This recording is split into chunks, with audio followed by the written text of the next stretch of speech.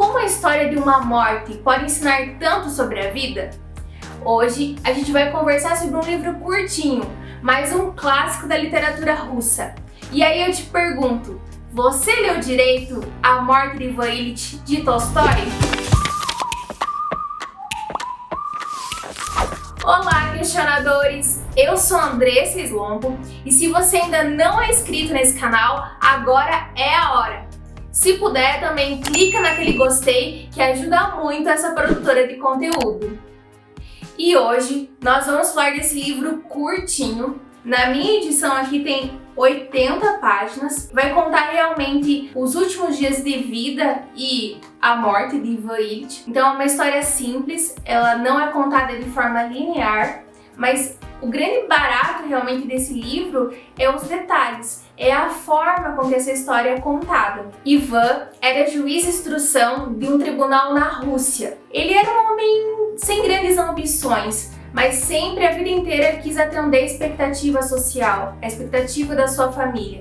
Então ele cursou direito, começou a trabalhar no serviço público, foi promovido dentro do tribunal, tornou-se juiz de instrução.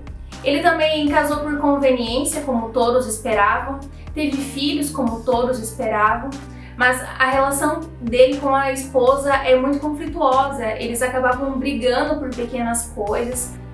Ivan também não tinha uma boa relação com seus filhos e sempre que esse convívio familiar ficava conflituoso, ele se fechava no escritório e se enfiava para trabalhar nos seus processos. Ivan também era um homem que não cultivava amizades. Até os colegas de trabalho dá para perceber na leitura do livro que ele não era próximo. Inclusive, esses colegas de trabalho do tribunal, quando recebem a notícia do falecimento do Ivan Ilitch, em vez de eles se comoverem e sentirem a falta, não, eles ficam pensando, na verdade, em quem vai ocupar aquela vaga de instrução, naquela vaga de juiz de instrução. E da mesma forma, é a sua esposa no velório. Ela estava mais preocupada com a pensão que ela ia receber do que com a efetiva morte do Ivan Ilitch. E refletindo sobre a história do Ivan, a gente percebe que ele sempre viveu de aparências. Ele sempre cumpriu protocolos. Então, agora é hora de fazer faculdade, agora é hora de casar, agora é hora de ter filhos. E ele não criou laços, ele fez tudo por conveniência e ele nunca foi verdadeiramente feliz. E ele só se dá conta disso quando ele descobre que está doente. Então aqui é um paradoxo. Parece que ele já estava morto em vida. E quando ele realmente se depara com a doença, com a morte, enfim, ele começa a viver a vida. E já que a gente está falando sobre a morte, é interessante a gente falar sobre os estágios do luto, da perda, que são a negação, a raiva, a depressão, a barganha e a aceitação. Não necessariamente nessa ordem, mas no livro fica muito claro, a gente consegue ver as situações exatamente que se encaixam nesses estágios. Então, inicialmente, o Ivan Ilitch, ele acredita que os médicos estão enganados, que ele não está doente, ele não aceita a doença. Depois, ele acredita que se ele cumprir milimetricamente o que os médicos estão orientando, ele vai se curar. Quando ele já começa a iniciar o processo de aceitação, ele sente raiva das pessoas que são saudáveis. E já no final desse processo, quando a morte se aproxima e ele consegue observar isso, ele sente uma profunda tristeza, que seria o processo de depressão. É interessante a gente conversar que esse processo de luto, ele não é só vivido pelo paciente, mas ele é vivido por toda a família. E o que mais me incomodou no livro foi a negação da família, negando esse processo de morte do Ivan. E isso também incomoda muito ele. O principal tormento de Ivan Ilitch era a mentira. Aquela mentira por algum motivo reconhecida por todos, e de que ele apenas estava doente e não morrendo, e que precisava apenas ficar tranquilo e curar-se, e que algo muito bom iria acontecer. E estranhamente, quando lhe faziam aquelas coisas, ele ficava com um fio de gritar para eles: parem de mentir! Tanto vocês quanto eu sabemos que eu estou morrendo. Então parem ao menos de mentir. Claro que ninguém gosta de falar sobre a morte, muito menos vivenciar isso com algum familiar, com alguém que a gente ama. Mas só quem tem ou teve paciente paliativo conviveu, sabe o quanto que é danosa e quanto que machuca essa negação de toda a família. E a história do Ivan Illich fica ainda pior, porque não é só a família que está nesse processo de negação. Até o seu médico, a pessoa que é responsável pelo tratamento, ele nega a verdade ao paciente. Tem um trecho que é muito interessante que mostra exatamente isso. Mas então tocou a campainha na entrada. Talvez fosse o médico. Exatamente. Era o médico, disposto, bondoso, gordo, alegre, com aquela expressão de: se você está com medo de algo, então agora nós vamos resolver tudo para você. O médico sabia que aquela expressão não funcionava ali, mas já a vestira de uma vez por todas e não podia mais despila, como uma pessoa que veste o fraque pela manhã e sai para fazer visitas. Ou seja, nem seu médico falava claramente sobre o seu estado de saúde.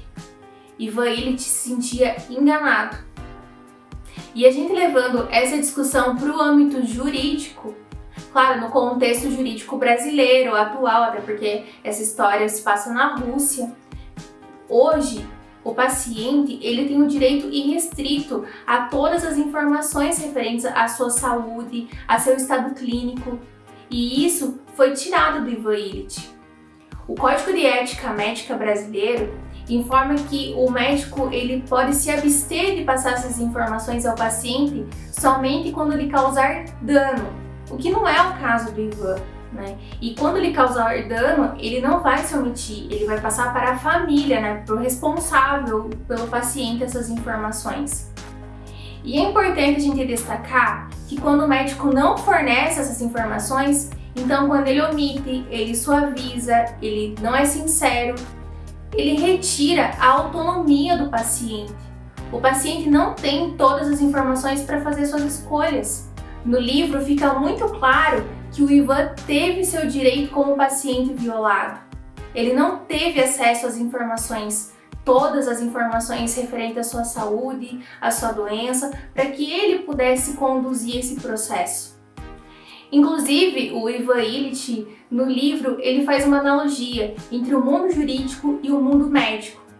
Assim como ele tratava os réus no tribunal como mais um caso, sem empatia nenhuma, ele também se sente assim com o seu médico. Então, ele também sente que ele é mais um caso e que a relação médico-paciente é uma relação fria, sem verdade, sem empatia, ele é apenas mais um. Outro direito do paciente que a gente percebe que foi violado no livro foi o direito a uma morte digna. Ivan era um paciente paliativo, ou seja, ele tinha uma doença que era incurável e ele estava em estágio terminal. Deveria o médico dele ter fornecido todos os cuidados paliativos necessários, mas não foi isso que a gente viu na história. Na história, a esposa narra que Ivan gritou por 3 dias de dor até sua morte. E aqui a gente vê que foi violado o princípio dos princípios, a dignidade humana. Ivan teve uma vida medíocre e morreu de forma indigna. Gente, é um livro difícil, eu sei, mas é um livro necessário. Uma coisa que a gente tem certo na vida é que a gente vai morrer, então a gente precisa conversar sobre isso. Ivan Illich refletiu sobre todas essas coisas, mas ele não teve mais tempo, ele faleceu. Mas nós, leitores, estamos aqui, vivinhos da Silva, e podemos pegar todo esse ensinamento e colocar em prática na nossa vida. Então, meu povo, bora viver! Se você tem mais algum insight, dessa história com o direito, deixa aqui nos comentários, eu vou adorar ler. E se você gostou desse vídeo, já sabe, deixa aquele like. Eu também vou deixar aqui o meu Instagram para você me seguir lá, para a gente poder conversar sobre outros assuntos. E deixo a mensagem de sempre: saia das redes sociais e vá ler um livro.